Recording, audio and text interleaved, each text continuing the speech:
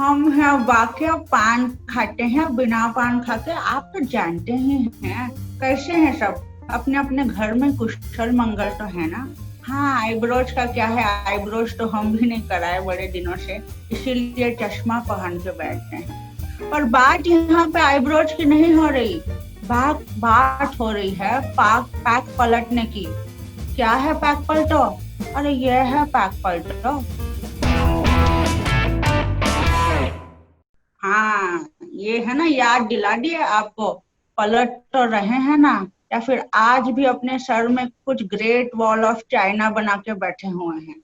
चलो चिंता मत कीजिए, बहुत सारे सवाल आपके भी मन में हैं, इसीलिए आज हम बाकी के वर्चुअल स्टूडियो में एक स्पेशल मेहमान को लेके आए हैं, और जो हमसे इसी बारे में थोड़ी सी बातचीत करने वाले हैं। रवि कुमार जी, नमस्ते। नमस्ते बाके भैया। आप कैसे हैं? बिल्कुल बढ़िया। आपके बिजी शेड्यूल में से टाइम निकाल के हमारे स्कूल से वर्चुअल स्टूडियो में आने के लिए आपका बहुत बहुत धन्यवाद। Thank you so very much. Thank you so much मुझे बुलाने के लिए। थोड़ा सा जानते हैं अभी आपके बारे में कि रवि कुमार जी जो हैं वो इंजीनियरिंग ग्रेजुएट हैं आर्मी इंस्टीट्यूट ऑफ टेक्नोलॉजी से। और उड़ चलो, ये जो ट्रैवल पोर्टल है स्पेशली आर्म फोर्सेस के लिए बनाई गई एक बड़ा ही इनोवेटिव सा कॉन्सेप्ट है, जिसके बारे में हम बात करेंगे। ये सर ने खुद शुरू की है 10 साल पहले या 12 साल पहले। और इतना ही नहीं, इतनी कम उम्र में इनके अचीवमेंट्स भी बहुत बड़े बड़े हैं भैया। सर को जो है recently he is awarded with the 40 under 40 most influential Asian for his contribution in travel by Asia one magazine. बहुत बड़ी बात होती है। और इतना ही नहीं, सर को जो है यंग एंटरप्रेन्योर अवार्ड भी मिला है सदर्न कमांड से, जो पूना में स्थित है। ठीक है। और सर अभी भी मतलब पढ़ाई लिखाई सर ने बंद की नहीं है। सर अभी भी कर रहे हैं seed programme from Stanford graduate school of business. Sir अभी भी आप पढ़ रहे हैं? मतलब हमारा तो जब हम कॉलेज में जो लास्ट ईयर जो निकले, उसके बाद किताबों को हमने तो हाथ नहीं लगाया है, पर आपकी पढ़ाई अब तक चल रही है। किताबों को तो मैंने भी हाथ नहीं लगाया, देखिए सारे यहीं पड़े हुए हैं। काफ़ी दिन हो गया था, लेकिन कॉलेज में पढ़ाई नहीं की शायद, इसलिए सोचा आप पढ़ाई कर लेते हैं। तो एडमिशन ले लिया है अभी। एंड होपफुली कुछ अपने बैचमेट से, अपने टीचर से सीखने को मिले जो मैं एक्चुअली ग्राउंड पे इम्प्लीमेंट कर पाऊँ।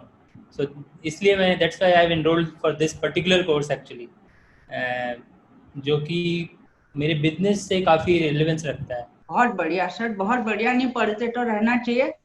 सर को आज हमने स्पेशली इसीलिए बुलाया है कि इतनी कम उम्र में, इतने यंग एज में सर आज एक सक्सेसफुल एंटरप्रेन्योर है, अपने स्टार्टअप के साथ एक सक्सेसफुल बिजनेसमैन है।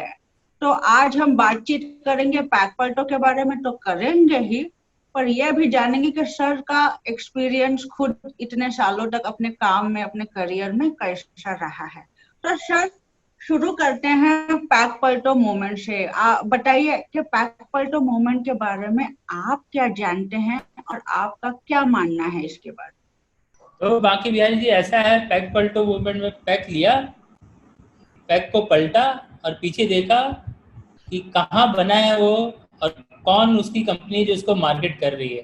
तो दोनों ही इंफॉर्मेशन मैंडेटरी है, सरकार द्वारा दिए गए निर्देशों को कंपनी के लिए कि वो पब्लिश करें। हमें बस जाके उसको चेक करना है पैक पलट के। अगर कोई भी उनमें से मार्केटेड बाय और मैन्युफैक्चर्ड बाय कंपनीज में चाइना का नाम आता है, तो कोशिश करना है कि ऐसे प्रोडक्ट्स को अवॉइड करें, उसका इंडियन ऑल्टरनेटिव देखें और जो इंडियन ऑल्टरनेटिव है उसे खरीदने की कोशिश करें। बिल्कुल सही समझे हैं आप, बिल्कुल सही समझे हैं।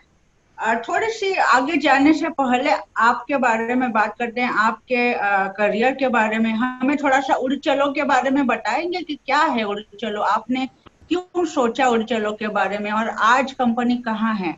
जैसे कि आपने बताया, मैंने एआईटी से इंजीनियरिंग की, सो आर्मी बैकग्राउंड होने के कारण मैंने वहाँ एडमिशन लिया और वहाँ से मैकेनिकल इंजीनियरिंग कंप्लीट की। और उड़चलो शुरू करने से पहले मैं टाटा और डिजॉल्ट जैसी कंपनियों में भी काम कर चुका हूँ। उड़चलो शुरू करने का जो मूल उद्देश्य था वो ये था कि भारतीय सेना में तकरीबन 98% जो लोग हैं वो नॉन ऑफिसर रैंक के हैं एंड वो सारे भारतीय रेल से सफ़र करते हैं। और भारतीय रेल से सफ़र करने के कारण कभी कभी होता है उनको कि in fact most of the time उनको वेट लिस्ट टिकट मिलती है। हमने सोचा कि एयरलाइन जो कि एक तरफ 40,000 सीट डेली खाली जाती हैं और दूसरी तरफ हमारे जो भारतीय सैनिक हैं वो वेट लिस्ट या आर्मी कंपार्टमेंट जो कि जनरल डब्बा होता है उसमें जा रहे हैं, तो क्यों ना उन एयरलाइन से बात करके उनको टिकट सस्ते में दिलाया जा सके और वो भी एयर टिकट का जो है उपलब्ध अपने आप को करा पाएँ। इस उद्देश्य के साथ शुरू किया था और एयरलाइन को कांटेक्ट किया और एयरलाइन भी काफ़ी इसमें अग्रसर रही और वो मान गई इस चीज़ को कि हम डिस्काउंट टिकट दे देंगे आपको, आप भारतीय सेना के सभी रैंकों को ये सुविधाएं उपलब्ध करा सकते हैं। इस तरीके से उड़चलो की शुरुआत हुई। शुरुआत तो हमने 2011 में की थी वैसे, बट तकरीबन 3-4 साल बस इस कॉन्सेप्ट को समझाने में लग गया एयरलाइन को और बाद में आर्मी को। बट आज के डेट में हम देश के 10 बड़ी ट्रैवल कंपनियों में से एक हैं। बस आर्मी, एयरफोर्स, नेवी और पैरामिलिट्री को सर्व करते हुए। तो ये कॉन्सेप्ट था कि खाली सीटें एयरलाइन के लेनी है और उसको अपने जवानों तक पहुंचानी है सस्ते दामों में। बहुत बढ़िया, बहुत उम्दा और बहुत ही इनोवेटिव कॉन्सेप्ट है सर आपका। मतलब I think the new age of business is all about innovation. सही बात है ना? राइट। तो आगे बढ़ते हैं। अब पैक पलटो का जो ये हमने मूवमेंट शुरू किया था, तो लोगों को ये लगता है कि बाकी जी ये तो मतलब इमोशनल आउटक्राई है और ये धीरे धीरे कम हो जाएगा, या चाइना को 100% अपने लाइफ से बंद करना मुमकिन नहीं है, ऐसे काफी लोग समझते हैं। बात सही भी है। इसके बारे में आपका क्या कहना है कि पैक पलटो कितना पॉसिबल है, कितना पॉसिबल नहीं है, और अगर पॉसिबल है तो किस तरीके से किया जा सकता है? इमीडिएटली एक दिन में अगर आप बोलें कि हटा के अलग कर दें तो वो थोड़ा इम्पॉसिबल है, बट डेफिनेटली अगर हम इसको अच्छे प्लानिंग के साथ करें, बिल्कुल यादों की तरह है। हम किसी की यादों से क्या एक दिन में निकल पाते हैं? जिस तरीके से लगातार लंबे समय और प्रैक्टिस के बाद ही हमें अपने एक कोई बुरी चीज़ और उससे अलग होने में टाइम लगता है, वैसे ही ये चीज़ भी है। आई थिंक अगर हम उसके ऊपर काम करते रहें तो अगले 5-10 सालों में धीरे धीरे करके बिल्कुल अलग हो पाएंगे चाइनीज़ गुड से एंड मटेरियल से। बट इमीडिएटली इसका आंसर अगर आप पूछेंगे तो जैसा सोनम वांगचुक जी बोलते आए हैं कि app in a day and instruments in a year, तो बेसिकली उस कॉन्सेप्ट को फॉलो करें तो एक साल में कम से कम इंस्ट्रूमेंट से तो दूर हो जाएंगे और धीरे धीरे हमारी काफ़ी इंडस्ट्रीज एक्चुअल में चाइना पे डिपेंडेंट है। उनको भी धीरे धीरे, जैसे कल ही आप देखेंगे हीरो साइकिल ने अनाउंस किया कि वो अपना रॉ मटेरियल और जो जो भी चीज़ें वहाँ से मंगवाते हैं वो धीरे धीरे स्टॉप करेंगे अगले 3 सालों में। तो कोई भी ऐसा नहीं बोल रहा कि अगले दिन ही स्टॉप कर दीजिए। जो चीज़ें अगले दिन कर सकते हैं बिल्कुल अगले दिन कर दीजिए, लेकिन जो चीज़ लगातार धीरे धीरे अपना इंफ्रास्ट्रक्चर बिल्ड करके हम कर पाएंगे उसमें थोड़ा टाइम जाएगा, बट ये एक लंबा खेल है और बिल्कुल जीतेंगे हमने लंबी लड़ाई। सही बात है। जैसे आपने कहा सर कि confederation of all India traders ने भी जो है बड़े बड़े मतलब जो कंपनी जैसे रिलायंस है, अंबानी, महिंद्रा, टाटा, जिनको बोला हुआ है कि अपने कंपनी में कम से कम चाइनीज मटेरियल अभी लाने की कोशिश कीजिए और ज्यादा कम से कम डिपेंडेंसी रखनी चाहिए। ये बात तो सही है। अभी ऐसी कई सारी कंपनीज भी है सर कि जिसमें जो कंपनीज तो अपनी है पर जिसमें चाइनीज इन्वेस्टमेंट लगी हुई है, जैसे है जोमेटो हुआ या पेटीएम हुआ या मेक माई ट्रिप हुआ। आप तो ट्रैवल बिजनेस में खुद हैं सर, तो फिर ऐसे कंपनीज का मतलब आप दर्शकों को क्या बताना चाहेंगे कि सब कुछ छोड़ छाड़ के, मतलब क्योंकि कंपनीज तो हमारी ही है, हमारे देश की है, सब कुछ छोड़ छाड़ के वो कर दे, या फिर मतलब कैसे उस मामले में क्या कैसा डील करना चाहिए? क्या लगता है आपको, क्योंकि आप उसी फील्ड में हैं, उसी फील्ड में बिजनेस कर रहे हैं? मूलतः अगर आप ये कंपनी देखिए तो भारतीय कंपनीज ही हैं सारी।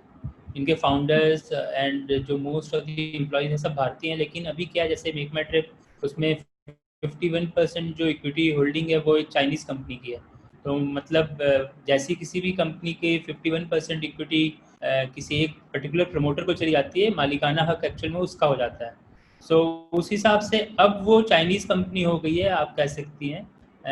बट मूलतः अगर उसका हम देखें कि वो कैसे स्टार्ट हुआ, तो एक भारतीय कंपनी थी।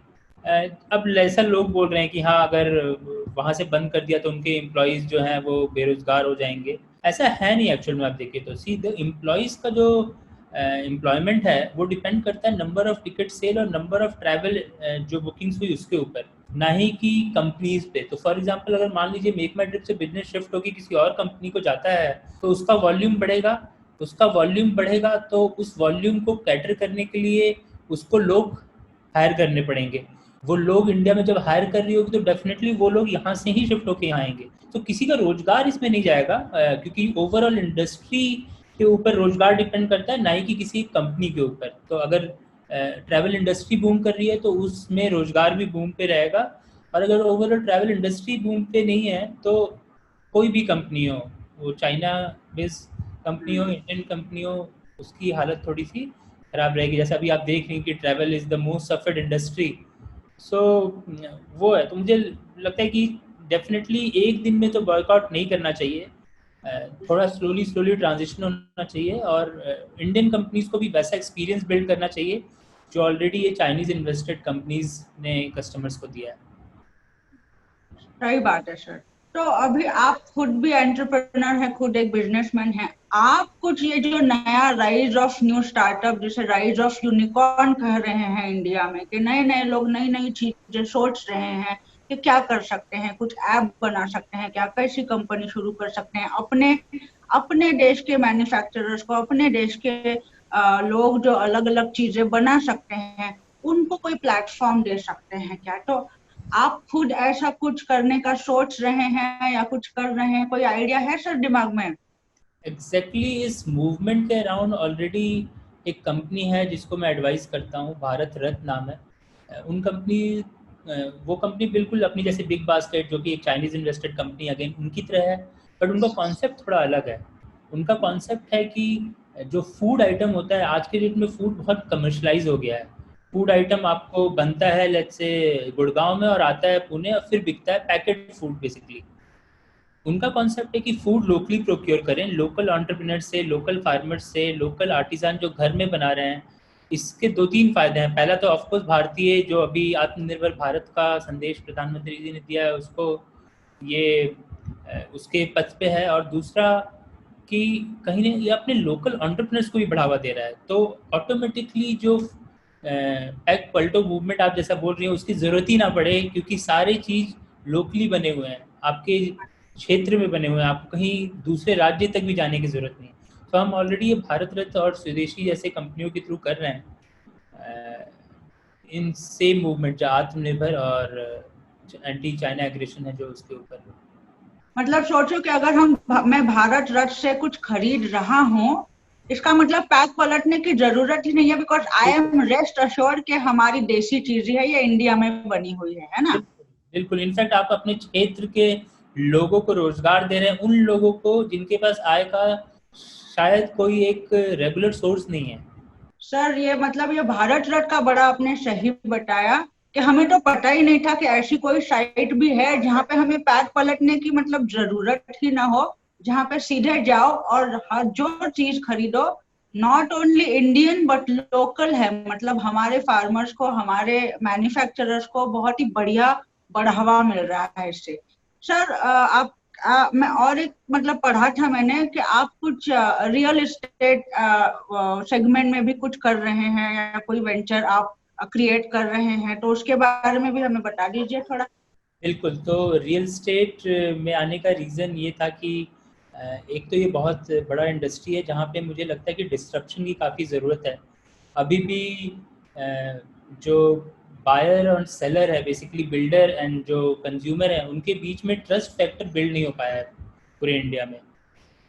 और इसके काफ़ी सारे कारण रहे हैं जिन पे मैं अभी नहीं जाना चाहूँगा। जो हम कर रहे हैं मैं उसके ऊपर आपको बताता हूँ कि टाउनशिप नाम की कंपनी है, टाउनशिप SIP.com हमने बनाया है, और यहाँ पे हम कोशिश कर रहे हैं कि जितने भी लाइक माइंडेड पीपल हैं उनको साथ में लाएं एंड उनको एक साथ सेटल कराएं।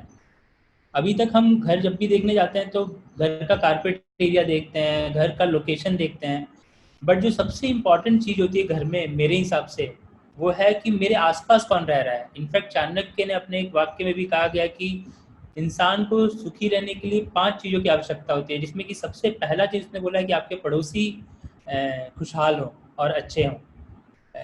तो पड़ोसियों पे कोई ध्यान नहीं देता है। इनफैक्ट कोई बिल्डर ये बताने से भी कतराता है कि आपके बगल में किसने घर लिया है, बट हम ऐसा नहीं कर रहे हैं। हाँ, आपको पता होगा कि आपके आसपास कौन रहने वाला है, ताकि आपको पहले से ही अपने होने वाले पड़ोसी का आभास हो। और इस तरीके से हम लोगों को सेटल करेंगे। और ये कॉन्सेप्ट ऑलरेडी एग्जिस्ट भी करता है। अगर आप देखें तो इनफॉर्मल वे में ऑलरेडी हर शहर में एक डॉक्टर्स कॉलोनी मिलेगा, एक आईएएस कॉलोनी मिलेगा, एक डिफेंस कॉलोनी मिलेगा, बट इसको स्ट्रक्चर नहीं दिया अभी तक किसी ने। So we are just trying to give it a structure कि एक कम्युनिटी को साथ में लाएं, प्रोफेशनल कम्युनिटी को कर्म के आधार पे, और उनको साथ में बसने का ऑप्शन दें। तो अभी हमने जो सबसे पहले 2 कॉलोनी पुणे में लॉन्च किए हैं, एक है गेजेटेड ऑफिसर्स कॉलोनी जो कि तलेगांव में है, it's a bungalow colony. Reason ये है कि थ्रू आउट देयर लाइफ सारे officers mostly they are habitual to live in a bungalow, and post retirement it's really difficult to afford an bungalow.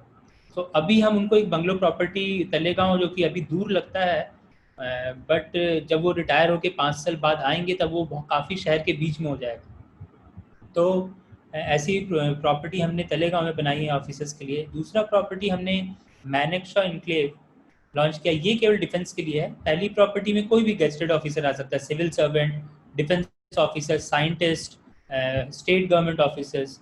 But जो second property Manekshaw enclave है, ये हमने केवल defence forces और उनके बच्चों के लिए क्रिएट की है। ये एक अफोर्डेबल हाउसिंग है, वाघोली AWHO सोसाइटी जो फेमस सोसाइटी है वहाँ पे, उसके जस्ट बगल में ही बनाई है हमने। और यहाँ पे भी हमारी कोशिश है कि सारे डिफेंस फ्रेटर्निटी के लोग साथ में आए रहें, ताकि उनकी जो लाइफ पोस्ट रिटायरमेंट है वो काफ़ी स्मूथली बीते वहाँ। बढ़िया सर, आपका मतलब हर जो वेंचर है मुझे लगता है उसके पीछे कोई ना कोई इनोवेटिव सोच है, और ये बड़ा इंटरेस्टिंग है। तो आपके अभी के उत्तर से हमने 2 चीजें सीखी कि एक चीज करके आपने वहीं पे आप रुके नहीं, आप और नई नई चीजें करते जा रहे हैं। तो वो एक बहुत ही उम्दा चीज है, क्योंकि एक चीज पे रुकना संभव नहीं है, कुछ ना कुछ नया करते रहना चाहिए। दूसरी इम्पोर्टेंट चीज सर जो हमने सीखी कि हमारे पड़ोसी जरा ढंग से चुनने चाहिए, और सबसे बड़ा पड़ोसी तो हमारा आज हमारी सरदर्दी होके बैठा है। तो ये तो बहुत ही रिलेवेंट चीज है। इंडिया के पास तो ऑप्शन नहीं था पड़ोसी चुनने का, पर अगर आप बाकी सबके पास ऑप्शन है तो जरूर अपना पड़ोसी ध्यान से चुनिए। सर अगला क्वेश्चन सिंपल सा क्वेश्चन है। अभी ओवरऑल सिचुएशन जो है हमारा, जो भी चाइना और इंडिया का स्टैंड ऑफ चल रहा है लद्दाख में, और जो एक इंडियंस के बीच में ये इमोशन है कि चाइनीज बैन करना है, एंड ये इमोशन जो है it should be long term emotion, it should be an activity which is long term. अभी ऐसे चक्कर में जैसे आपने सही बताया कि सिर्फ चाइना बैन करके फायदा नहीं है, हमारे यहाँ पे भी तो नई नई चीजें बनती रहनी चाहिए।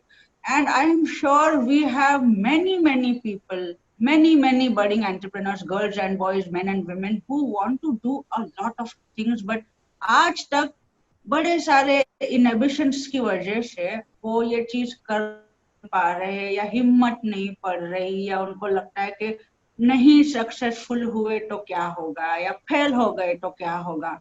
सर आपने 10 साल में अपनी कंपनी को इतना बड़ा करके दिखाया, इतने अवार्ड जीते, एक सक्सेसफुल बिजनेसमैन होने के नाते आप ऐसे लोगों को क्या एडवाइस देना चाहेंगे? ओके, सो मुझे लगता है कि आजकल क्योंकि स्टार्टअप की होड़ लगी हुई है, और कुछ भी दिमाग में आइडिया आता है तो हमें लगता है कि it will be successful, but ऐसा है नहीं। 2-3 चीज़ें ध्यान रखने की ज़रूरत है। पहली चीज़ कि क्या हम एक रियली में एक वैल्यू क्रिएट कर रहे हैं कस्टमर के लिए, और दूसरी चीज़ क्या हमारे पास उनके लिए बाइंग कस्टमर्स होंगे। यानी एक कस्टमर सेगमेंट और एक वैल्यू प्रोपोजिशन होना बहुत ज़रूरी है। अक्सर जो फाउंडर्स कंफ्यूज हो जाते हैं वो वैल्यू प्रोपोजिशन में हो जाते हैं। उन्हें लगता है कि वो वैल्यू प्रोपोजिशन कस्टमर के लिए बहुत इंपॉर्टेंट है। तो उसके लिए एक मूल मंत्र है कि हरदम आप जब भी कोई वैल्यू प्रोपोजिशन के बारे में सोचते हैं तो सोचिए कि क्या वो कस्टमर के लिए विटामिन है या वो पेन किलर है। क्योंकि अगर विटामिन है तो वो 2-3 दिन स्किप भी कर देगा तो जी लेगा जिंदगी, बट अगर पेन किलर है तो एक पल के लिए भी पेन किलर अगर आपने मिस किया तो आपको पता है कि उसका हर्ष क्या होगा। तो हरदम जब भी आप किसी कस्टमर सेगमेंट के लिए कोई भी वैल्यू प्रोपोजिशन क्रिएट करके कोई आइडिया लॉन्च करने का सोचते हैं तो हरदम ये सोचनी जरूरी है कि वो पेन किलर है कि नहीं। अब मैं उड़चलों का यहाँ उदाहरण भी लूंगा। उड़चलों ने पेन पॉइंट कहाँ सॉल्व किया कि सारे जवान जनरल कंपार्टमेंट में जाते थे क्योंकि उनको कंफर्म टिकट नहीं मिलती थी। उनको अगर मैं AC2 के दाम में लाके एयर टिकट दे देता हूँ तो वो कहीं ना कहीं एक पेन किलर हो जाता है। लेकिन ऑलरेडी अगर वो फ्लाई कर रहे होते और मैं उनको टिकट बस सस्ती दिला रहा होता तो शायद वो उनके लिए विटामिन होता।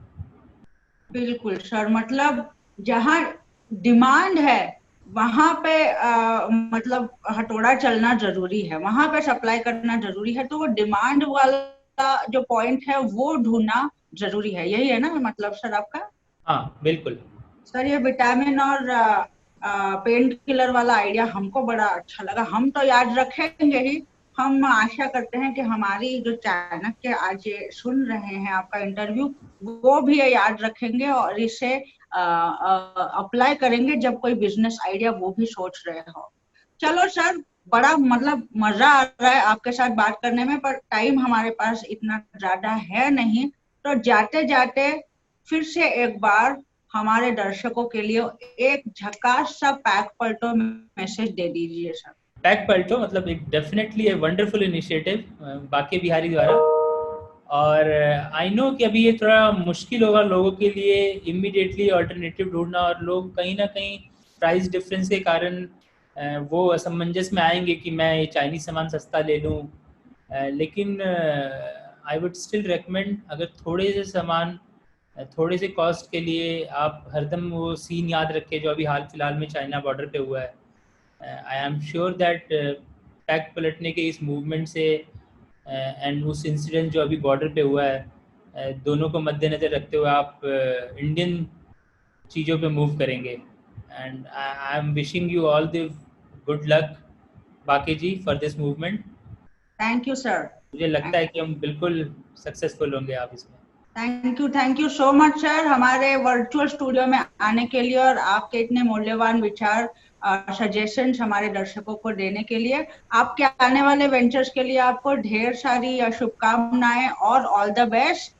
Thank you so much sir, thank thank you. You so much आपको बुलाने के लिए। और आजकल तो ये कोरोना स्पेशल नमस्ते, भारतीय संस्कृति special namaste, we are no shake hand, only namaste. Only नमस्ते।